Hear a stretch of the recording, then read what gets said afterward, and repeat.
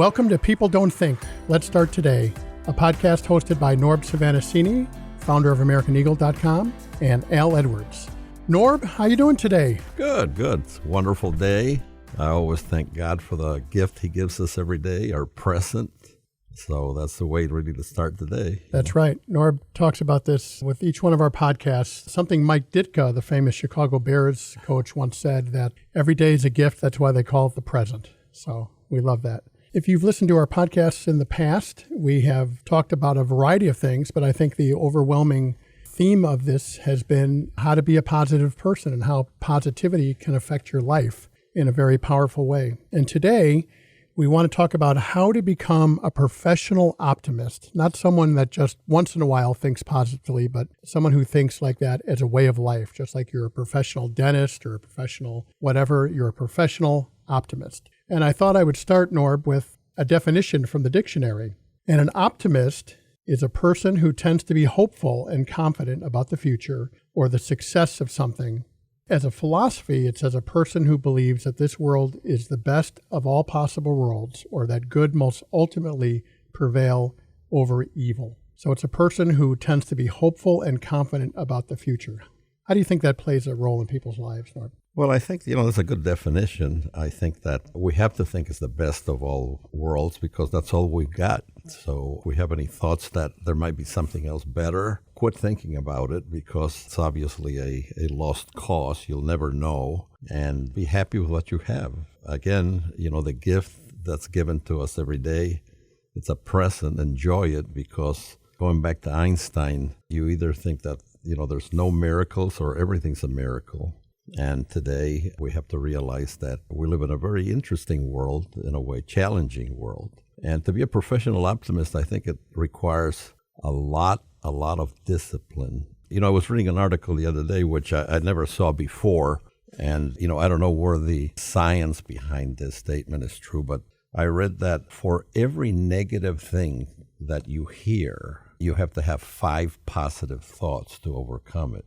So, I was looking at the news today on television, and you have COVID is resurrecting, and you have a war in the Ukraine, and there's inflation, there's a political mess. So, that's 4 negative things that you're hit with immediately. So if you just multiply 4 by 5, which I hope our audience all knows how to do, it's 20 positive things you've got to think about before that is neutralized. And in today's world, it's not that easy to do unless you do start wondering about all the miracles that surround you. We talked in the last podcast about, how today you have automobiles and you have washing machines. But, the other things we have there's a lot of double-edged swords, like the internet. We happen to be on the internet business, and, the internet is like anything else. It can be just extremely good or extremely bad, depending on how you approach it and what you look at. Humor is a good thing. Al and I always send each other YouTubes with a lot of comedy, and usually they're old comics that for some reason or other are forgotten, like Jack Benny and Milton Berle and Jackie Gleason, which is Al's favorite, because he looks a little bit like him, that's why. And these are guys that, Johnny Carson, these are guys that actually made you laugh. And it's nothing wrong about sending your friends these kind of things because all of a sudden you're happy. You can't help but laugh at all these things that are said and, the jokes and all the things that today, a lot of them today would not be allowed because somebody decided that, they're not proper or anything like this. I think that's something that if you are a professional person that really believes that, positive mental attitude can alter your life, doing stuff like that, especially to your friends, which obviously they like you because the way you are, helps the day go along. No question. Laughing every day is very, very important, especially with all the crazy stuff going on in the world right now. You mentioned 4 or 5 things that are going on in the world which aren't very nice right now. And my first thought was, other than that, everything's fine. It's like that old joke, not a joke, but a guy comes up to Mrs. Lincoln and say, Mrs. Lincoln, other than that, how did you enjoy the play kind of thing? So that's a little too soon from 1865. I don't know. So absolutely, I agree with you 100%, Norb. So let's talk about this. Let's talk about what does a professional optimist do every day? So when you're a professional optimist, you do the following things every day. And the first one I thought was really helpful and kind of like what you talk about the present. Professional optimists live in the present. They don't dwell on the past or worry about the future because they can't do anything about either one. Making the most of now I think is the most mentally healthy attitude that you can have. There's a parallel to this. I was reading an article about business the other day, and I can't remember who actually said it. The CEO of a major corporation, and he said, if you take care of the little details, the big things take care of themselves, which is kind of interesting because it relates to being positive. I think that if you just see things as they really are, the miracle that you have in your life, the big things just basically become irrelevant. One of the things that's kind of interesting that I thought of about being a professional optimist, and I don't know whether, you can get a degree or this or a PhD, so it's something that it's relative. But, the reason you have so much negativity in the world, it's because there is no money in happiness. You cannot make money if everybody's happy. Money is made through misery and despair. If you're convinced that you have anxiety and you have depression, they obviously are pushing for drugs, which cost money, or you go see a therapist, which costs money. And it's something that's promoted almost by society because it makes money.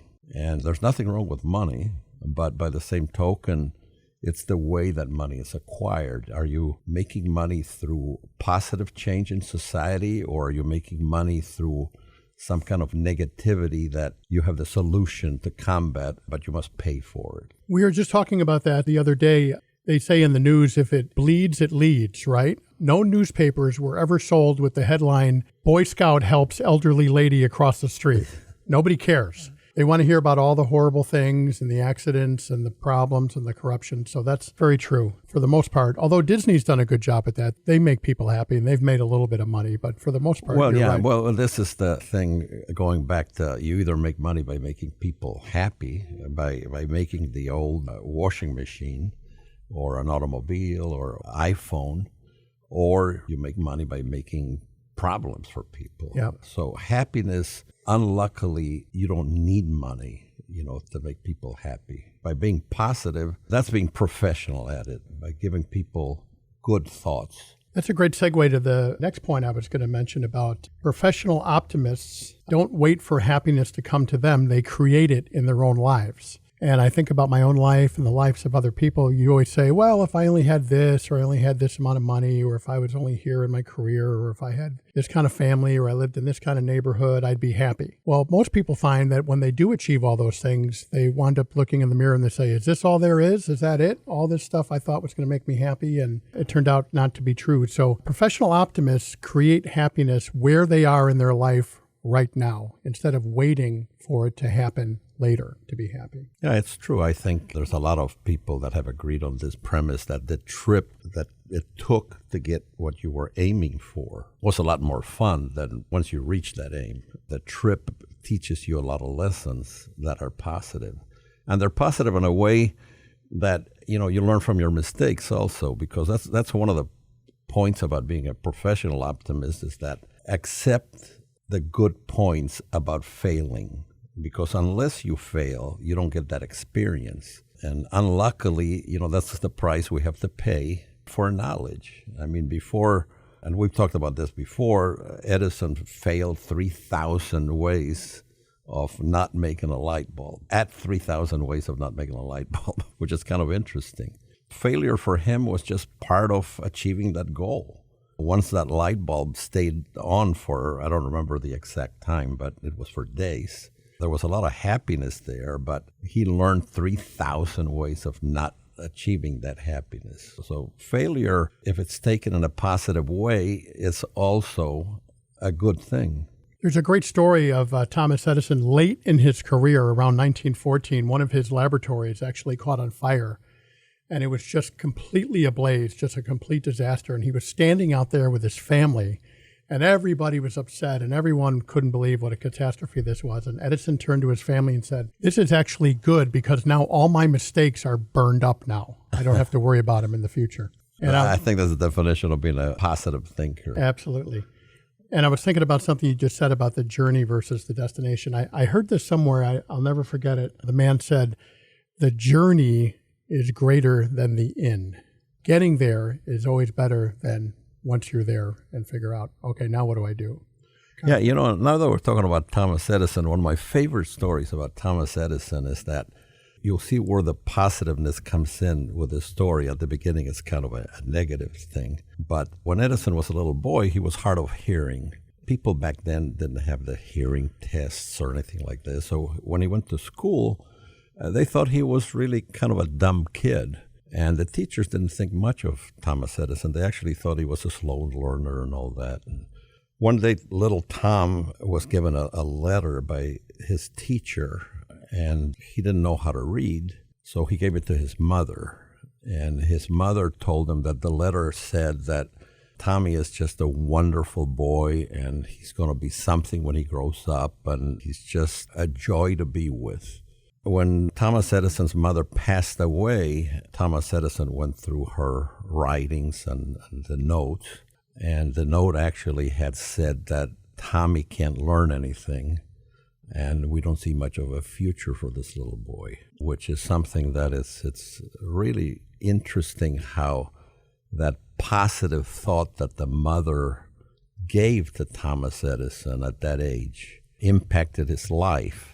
And I think that's something that sometimes we have to learn how to do that ourselves. Part of being positive is to relay the good things about people. Even if you see a shortcoming on them, just point the good things about them, because we all have good things. We all like to be told how great we are, how nice we are, how nice we look. It's just part of humanity. There's no difference.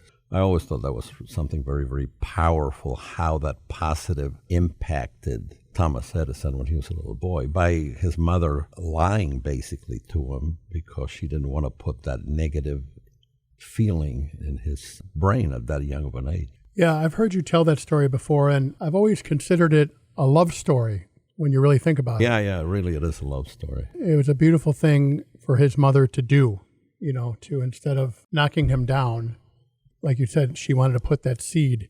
I used to do that with my own report cards. I didn't want my parents to know how poorly I was doing, so I wouldn't show them to them. See, just out of love, you see. That's how I used to show love. It's not show them, so I knew they'd be upset. So professional optimists, the next thing I think is important to think about is that professional optimists do not dwell in problems. They search for solutions. So a couple podcasts ago, we were talking about old Murphy's Law. Old Murphy's waiting for you out in the parking lot right now. And if those of you who don't know who Murphy was, Murphy is a guy that will bring you problems, the worst problems you've ever had, and just as importantly, at the worst time you ever need them.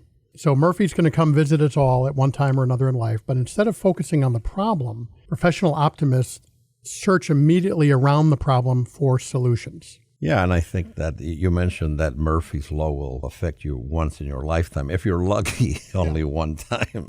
Usually it happens. A frequent visitor. Yeah, frequently. One of my favorite movies is Back to School with Rodney Dangerfield, when they talk about business. And if you haven't seen the movie, I highly recommend it. There's two movies to learn about business. One of them might sound kind of crazy to you, but it is The Godfather. The Godfather is a business lesson, and also Back to School, which are two totally different films. But one of the things that I always said that they should teach in MBA schools, a semester of Murphy's Laws and things that have happened to successful business people during their lifetimes, what they're trying to achieve, and how they overcame it. Because there's a lot of interesting problems in life that come up at the worst moments that you can imagine. So, oh my God, this had to happen right now. Yeah, that's when it happens.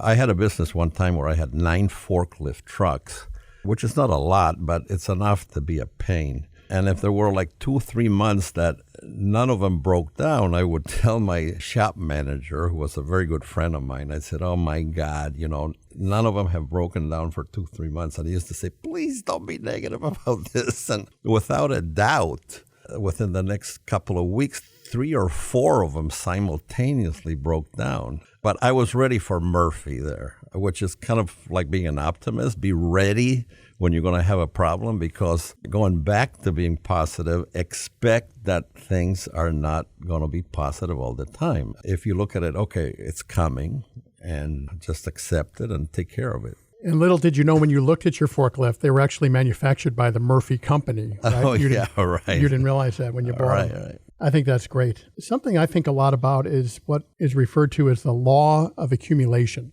And in the book, Success Through a Positive Mental Attitude, that was written by Napoleon Hill and W. Clement Stone, they talk about that positivity and negativity are two different sides of the same coin. And the law of accumulation is that little things of good and bad will pile up, whether they be good or they be bad.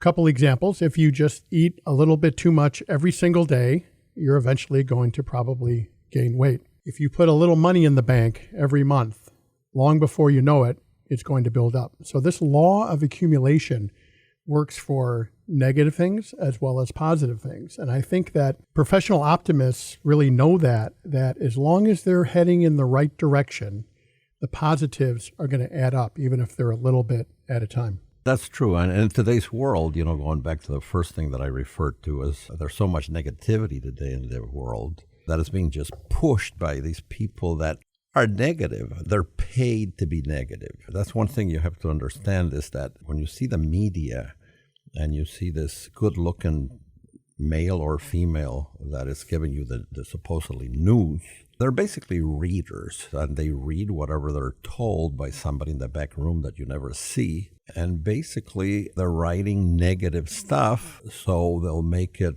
interesting. Like Al just mentioned, there's never news about, the Boy Scout helping an old lady crossing the street. If the Boy Scout would snatch her purse, then that would be a news story. That would be on the news every night for a week. Oh, yeah, for a week. So, yeah, I think that the accumulation of being positive, you just live your life, and whatever happens to you, just take it in stride, and it's normal. It's going to happen, and I just got to stay positive, and, tomorrow will be a better day. I mean, I always like to refer to movies because they were a big part of my life, but in Gone with the Wind, the ending is tomorrow is another day, even after everything is lost during the Civil War.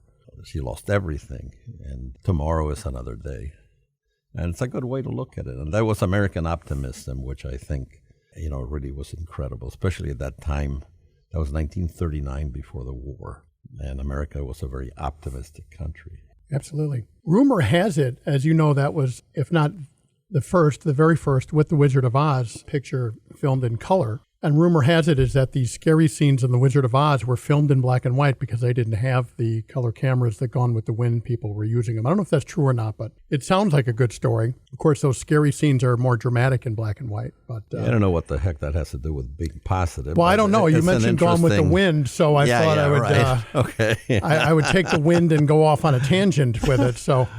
But see, humor, I think, is very, very important, too. And Al and I didn't practice this, obviously. Obviously, as you can tell, folks, we didn't practice this. But I think that's one of the reasons I think we kind of like each other as friends, because we joke about everything. And I think that's very, very important also in being a professional optimist. Just be happy to be alive and make fun of each other and like it, because that's just part of being an optimist, And if you do it right, it's all in love. You're not trying to hurt somebody. Oh, yeah, of course. Sure. No, there's no question about that. One of the things that I've struggled with in my own life, and many others have, and that is that overcoming procrastination. Whether you procrastinate because you're scared about something, or maybe you're a little lazy at the time, or you just don't want to do something or whatever.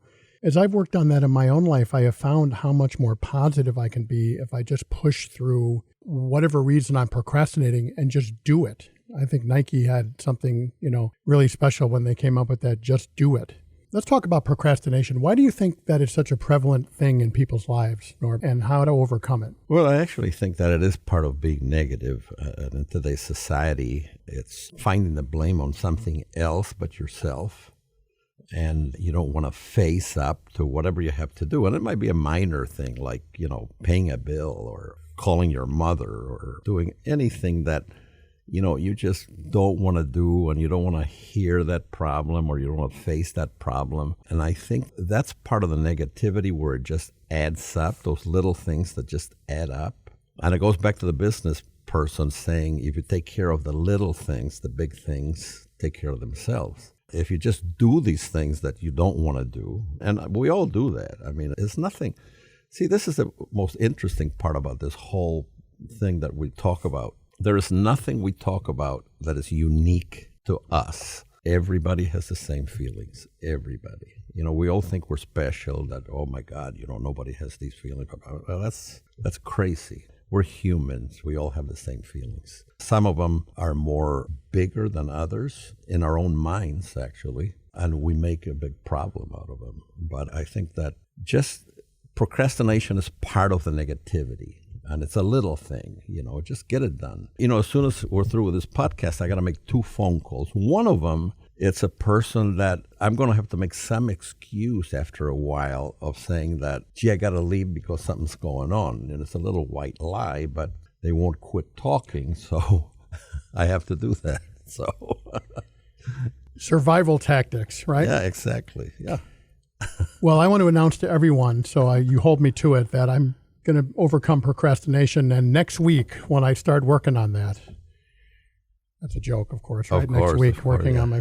When I have to explain my jokes to people, I think I'm going in the wrong direction. But anyway, I often get accused of that and telling the same jokes over and over, but no one laughs at my jokes more than I do. So I guess that's a good thing. But I think procrastination is a big obstacle in the positive way of life, because it's based in fear a lot of the times. At least it is for me sometimes. I don't want to face something, or I don't want to do something because of this or that. And just get it done, push through. And my God, you feel so much better after you get it done. Yeah. And we live in a society today that is very, very demanding of your time. And we all have these calendars full of things that we have to do, and I call some of my family members and I say, what are you doing Saturday? Well, Saturday I got to do this from noon to 3, and then we have dinner from 6:30 to 8. And I always think, my God, does anybody just say, forget all this stuff. I'm not going to think about what I'm going to do that day, which is, I don't know if that's positive or negative, but it sure makes life a lot easier.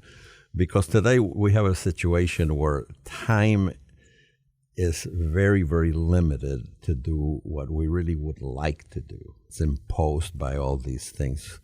You have to file your taxes by this date, and then whatever celebration you have, whether it's a christening or a bar mitzvah or Christmas or New Year's, you have to attend. And then there's weddings and baptisms. And so you're inundated with all these things that I don't want to call them pessimistic, but they take over your life.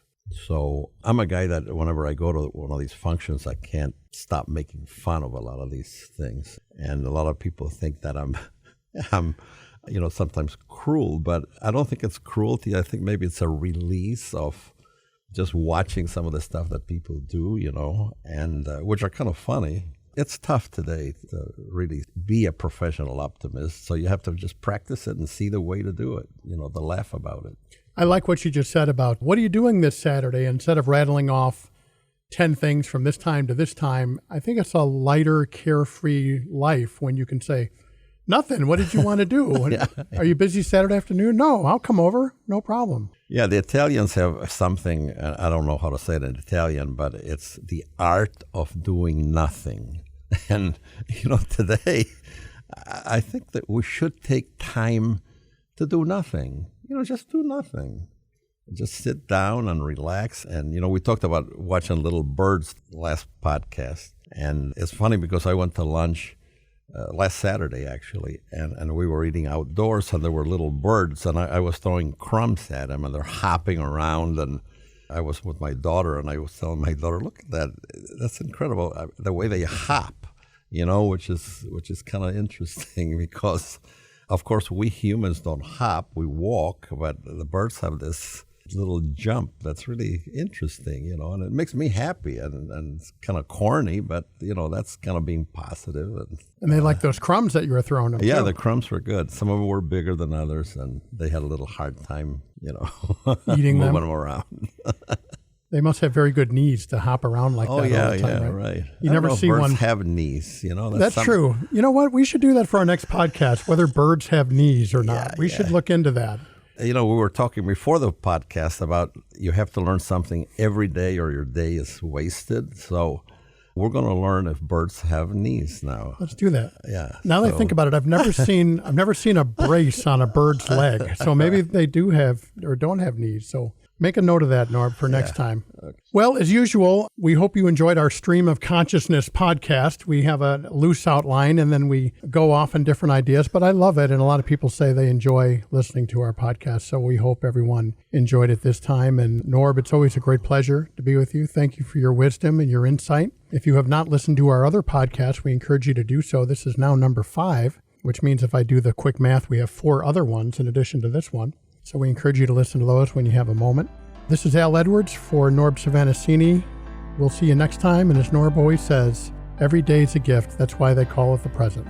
We'll see you next time. Thank you so much. Bye-bye.